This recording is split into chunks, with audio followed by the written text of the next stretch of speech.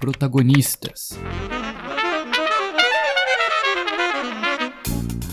A figura central de uma história, quem geralmente costuma fazer uma obra girar e nos mostrar o seu ponto de vista, sendo também aquele com quem nós mais costumamos nos identificar. Mas, sendo sincero, eu não sou muito atraído por esses tipos de personagem, eu não sou muito atraído pelo personagem principal de uma obra. Eu costumo me inclinar mais pro lado do antagonista, aqueles que representam um papel oposto ao protagonista, ou um deuteragonista, que é geralmente os personagens secundários principais, como, por exemplo, o Killua, o Zuko em Avatar, a Jinx em Arcane, o L em Death Note, e personagens desse tipo, entende? Personagens que são o foco principal também, mas eles ainda são um pouco atrás do protagonista em relação a serem o foco principal da história. Mas de onde que vem isso? Será que eu só sou muito edgy?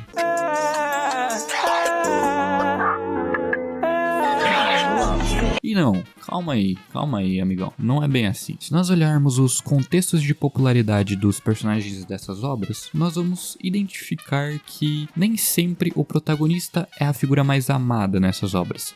Muitas vezes, os próprios coadjuvantes ou personagens secundários, ou até mesmo os vilões dessas histórias, eles acabam fazendo mais sucesso do que o próprio protagonista delas. E isso se deve porque muitas obras fazem com que seus protagonistas tenham um sofrimento absurdo, os quebrando de todas as maneiras, enquanto outras fazem de tudo para eles serem o papel realmente principal, aquele que sempre vence, aquele que não tem uma derrota. Ou caso ele tenha uma derrota, ele vai sempre voltar mais forte. E antes de responder essa pergunta do porquê isso acontece, precisamos entender o contexto do gênero sobre o qual a gente está falando, que é o shounen, que são mangás direcionados para o público jovem masculino, geralmente focado em ação, crescimento e uma superação de obstáculos impossíveis, e provavelmente uma quantidade desconfortável de fanservice. Meu Deus do céu, cara, por quê? Séries mais antigas como Naruto, One Piece, Dragon Ball se definem por esse tema. O foco principal é a crença de que não importa o quão terríveis sejam as suas circunstâncias, a esperança e o esforço sempre vão prevalecer mais. Independente de se eles estiverem enfrentando uma entidade élfica de milhões de anos, ou até mesmo um rei demônio de também milhões de anos, todas essas entidades perecem diante da determinação de um garoto de 15 anos que descobriu seus poderes há 3 meses. Mas na última década surgiram alguns shounens que se afastaram bastante dessa fórmula do personagem heróico, do personagem que sempre vai conseguir lidar com tudo. E com grande sucesso até, elas fizeram bastante sucesso, às vezes até ultrapassando as anteriores. Isso levou a narrativas mais sombrias e cruas, e essas séries frequentemente tiravam todo o controle do protagonista e enfatizavam o tanto o desespero quanto a fragilidade da vida, sejam dos seus personagens ou do próprio protagonista em si. Essas obras também passaram a serem mais realistas nas formas de como elas mostram esses personagens. Geralmente eles ainda são adolescentes, e eles acabam quebrando e falhando quando são confrontados com situações muito maiores do que eles podem suportar. E também eles têm um choque muito maior por serem simplesmente adolescentes, eles não conseguem lidar com tudo. Tudo tem um impacto emocional muito maior, e essas obras elas acabam mostrando um sentimento de ódio para com seus protagonistas. Mas eu não digo aquele ódio de realmente odiar seus personagens, eu não quero dizer isso, mas sim que ela coloca eles em um mundo projetado para esmagar seus espíritos, negar suas vitórias e lembrá-los constantemente que eles são insignificantes perante aquele mundo. E se fosse para começar a falar entre otimismo e pessimismo em obras, eu acho que eu não poderia deixar de citar as principais que eu comentei agora há pouco, que são One Piece e Naruto, que se for levar em consideração seus personagens principais, eles são a definição de um protagonista de uma obra de shounen. E o Luffy não é nenhuma escolha ruim de estar aqui como essa representação. Mas o que me incomoda um pouco é que o Oda constantemente coloca o Luffy para lutar contra inimigos que burlam sua força, o forçando a evoluir de outras formas, além de dar socos mais fortes. Apesar que algumas vezes se trata só de dar o soco mais forte. Mas, de verdade, o Luffy precisou crescer como um capitão. Mas não somente isso, como ele também precisou crescer como um amigo, um lutador, sonhador e atualmente como um libertador também, sendo a representação do Deus do Sol. E houve momentos também que ele teve que crescer através do sofrimento. e eu acho que é isso que traz a profundidade de um protagonista. Luffy seria provavelmente o conceito perfeito do que é um protagonista, mas eu acho que One Piece tende a se curvar à vontade de Luffy também. Mesmo sendo uma série longa, eu consigo contar nos dedos as vezes que o Luffy foi punido por uma decisão dele, e geralmente ele é recompensado por causa dessa teimosia que ele costuma ter. E como fã, eu não posso nem reclamar muito. One Piece não é esse tipo de história. Seria difícil também ele ser a personificação da libertação se a narrativa constantemente o impedisse de libertar alguém. Então aqui eu acho um conceito certo de otimismo, é um conceito muito bem feito. Luffy não quer tentar salvar alguém, ele não quer mudar o mundo, ele quer ser livre.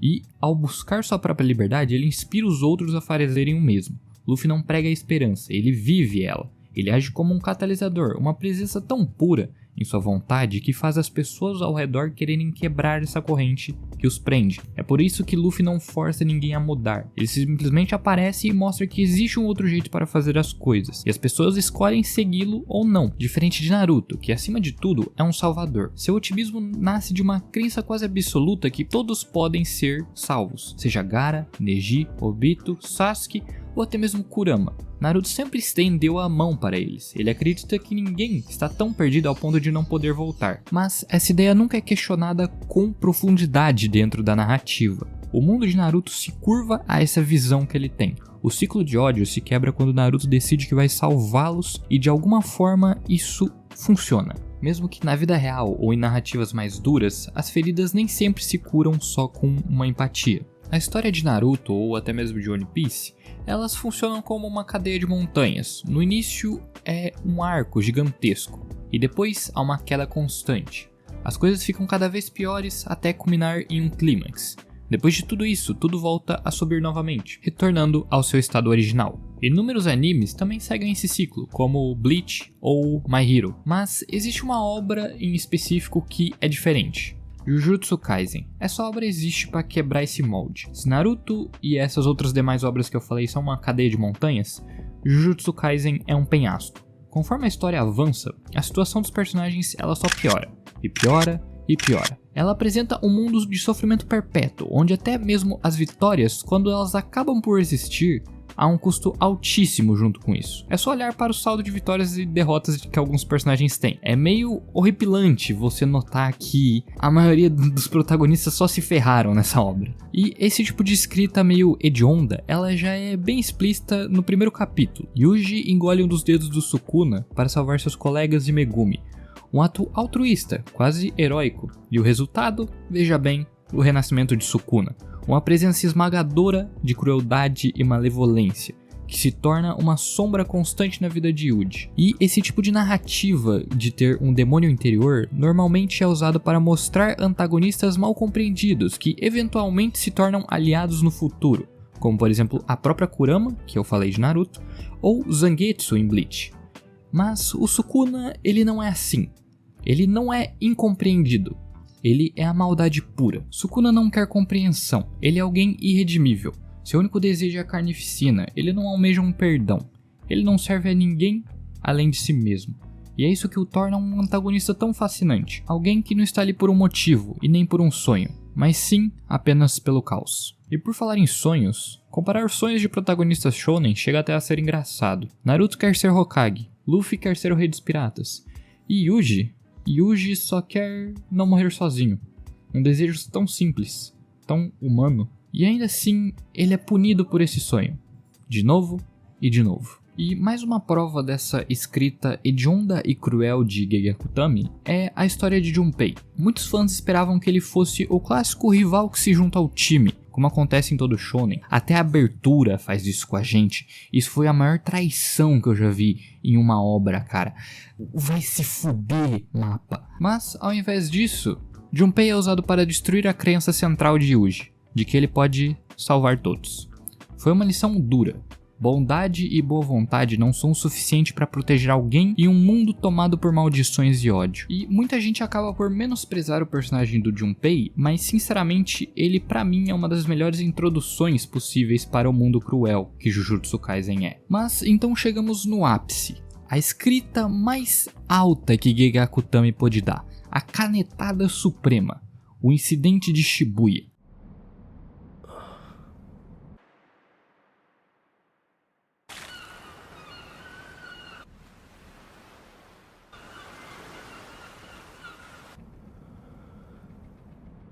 ダメだ。É um banho de sangue, um dos momentos mais importantes de virada de toda a obra. Agora imagine um arco como esse em qualquer outro shonen, um confronto entre todos os personagens importantes da série até o momento. Em muitos animes, esse arco seria retratado com várias perspectivas, mostrando como cada personagem do lado do bem superaria milagrosamente seu oponente, como no arco Arrancar de Bleach ou no arco do Castelo Infinito em Demon Slayer. Mas em Jujutsu Kaisen, a maioria do elenco morre nesse arco, ou fica gravemente ferido. O objetivo principal falha, e logo depois acontece um dos piores ataques com maldições da história, destruindo praticamente o país do Japão inteiro. E eu não sei aonde existe uma derrota tão brutal do lado dos protagonistas assim em uma obra. Eu acho que são poucas, ou sequer existe alguma desse tipo. Mas agora você deve estar pensando, matar personagens não torna uma série automaticamente boa. E sim, é verdade. Gege realmente toma algumas decisões questionáveis quanto ao destino de certos personagens. Mas pelo menos ele não ignora algo que a maioria dos shonens ignora: as consequências permanentes dessas mortes. Na maioria dos shonens, mesmo guerras de proporções apocalípticas mal matam um personagem secundário. E isso se ele for relevante a uns 13 arcos, aí acabam matando, né? Apesar que, bom, ele não é mais relevante agora, né? E dessa maneira a gente acaba notando que o desespero não é só um tema, ele é constante na escrita de Jujutsu Kaisen. É uma força opressora que molda a jornada de todos os personagens presentes. A série não oferece um conforto de um mundo onde o esforço e perseverança garantem sucesso. Alguns já nascem grandes, outros com absolutamente nada. Ela obriga seus personagens a confrontarem a futilidade de seus esforços, o peso de seus fracassos e a inevitabilidade de suas perdas.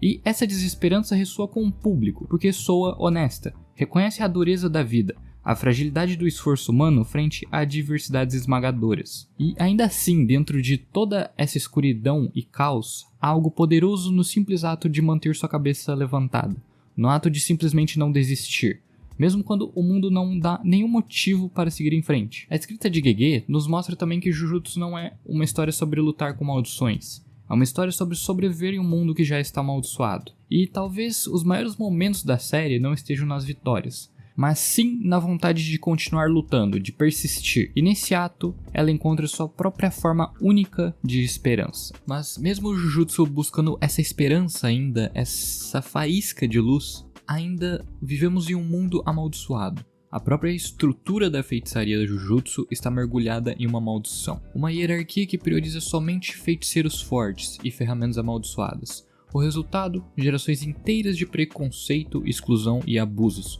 especialmente dentro de clãs. Aqueles que não mostram potencial desde cedo, eles são descartados como fardos, e isso alimenta até mesmo o ódio dentro das famílias. Os exemplos mais fáceis de falar são os membros do clã Zenin, basta olhar para Megumi, Toji e Maki. Todos sofreram discriminações brutais, de formas distintas, e o que tudo isso causou? Bom, todos buscaram por poder no final, com o objetivo de quebrar as correntes de seus destinos herdados. Mas, mesmo com boas intenções, essa maldição pelo poder os contaminou. Para vencer, eles precisavam abrir mão da sua própria humanidade e, no final das contas, se tornarem monstros. Afinal, essa é a maldição do mundo Jujutsu. Mas, como eu falei, ainda existe esperança nesse mundo, e provavelmente Itadori é a melhor representação disso, sendo o protagonista ideal para essa obra. Ele é uma engrenagem que entendeu que seu objetivo é somente destruir maldições, até que sua vida termine. Mas isso não é ruim, ao menos ele ainda vai continuar salvando pessoas, mesmo que isso custe a sua própria vida. Ele é uma máquina. Uma máquina que nunca vai parar de exercitar maldições.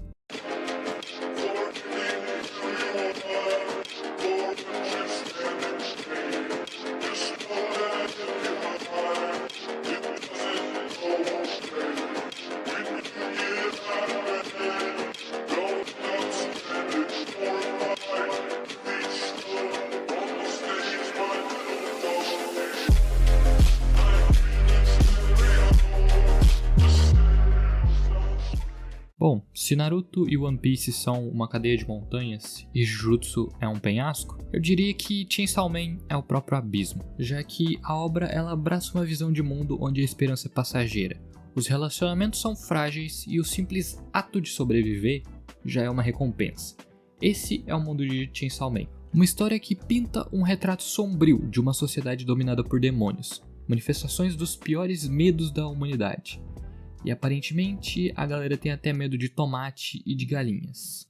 Parece que qualquer coisa pode virar um medo se você tentar o suficiente. E agora eu tô pensando, imagina se todas as galinhas do mundo tentassem invadir o Brasil. Eu acho que daria um problema do caralho. E em meio a todo esse caos, somos apresentados a Denji, em sua busca incessante pelas formas mais básicas de alegria humana. E é interessante comparar os sonhos de Denji com os de outros protagonistas shounen também. Mesmo em Uji, que tem um desejo relativamente nobre de salvar pessoas, o Denji não tem isso. Seus sonhos nascem de uma vida marcada pela pobreza extrema e o abandono total. Seus desejos são simples: comida, abrigo e talvez com sorte, ficar com alguma garota. Suas ambições não vêm de um senso de heroísmo, são desejos egoístas, humanos. Ele só quer sobreviver e ter o mínimo de alegria nessa vida miserável. Essa base sombria define o tom da obra. Chainsaw Man não é sobre grandes vitórias ou transformações inspiradoras. É sobre o desejo cru de ter uma vida decente. E também sobre tudo o que o mundo joga em você para impedir que você tenha isso. Cada passo que o Denji dá para frente, ele é jogado 2 para trás de novo. E se existem shounens que celebram o poder da amizade, Chainsaw Man mostra o quão doloroso e passageiro esses laços podem ser. Denji ganha um irmão, o Aki. Alguém que se importa genuinamente com ele, mas logo é forçado a matá-lo, com as próprias mãos, em um dos momentos mais dilacerantes de toda essa obra. Mas Aki não é o único. Denji também tem uma figura que é de uma irmã, a Power. Sim, uma irmã. E a gente não vai discutir isso aqui, beleza? Ela é um pouco insuportável, sim. Mas é alguém com quem o Denji cria um laço real. E, mais uma vez, ele é forçado a assistir Makima brutalmente assassiná-la em sua frente. Esses momentos não chegam nem a ser tristes. Eles só são chocantes e cruéis nessa obra. Você não consegue nem ter o tempo de sentir algo, de sentir tristeza. Ele só simplesmente te esmaga. Denji é um personagem fadado ao fracasso. Ele fica cada vez mais isolado, mais quebrado. E claro, não dá pra falar de Chainsaw Man sem falar da melhor antagonista da obra, Makima. Makima é a personificação da traição. E o mais interessante de tudo isso é que ela não é uma pessoa infiltrada. Ela não é um agente duplo. Ela é o próprio sistema. Ela é a base sobre a qual o Denji construiu toda a sua vida. Ela apareceu primeiro como uma salvadora, oferecendo estabilidade, propósito e talvez uma companhia. Mas sua verdadeira natureza como o demônio do controle revela uma realidade cruel. E em um mundo como esse, amor e gentileza são armas, não confortos. E aqui eu noto que Chainsaw Man tá querendo mostrar o maior perigo da humanidade. Mulheres com cabelos pintados. Isso vai destruir a sua vida, cara. É melhor você parar. E aqui chegamos no ápice da escrita de Chainsaw Man. Denji tem a sua vida destruída sistematicamente por Makima. E é uma aula de como se quebra um protagonista por completo. Ela não apenas mata quem ele ama. Ela faz com que todos esses eventos ele esteja envolvido neles. Ele foi quem abriu a porta para Aki morrer. Ele foi quem abriu a porta para a Power também morrer.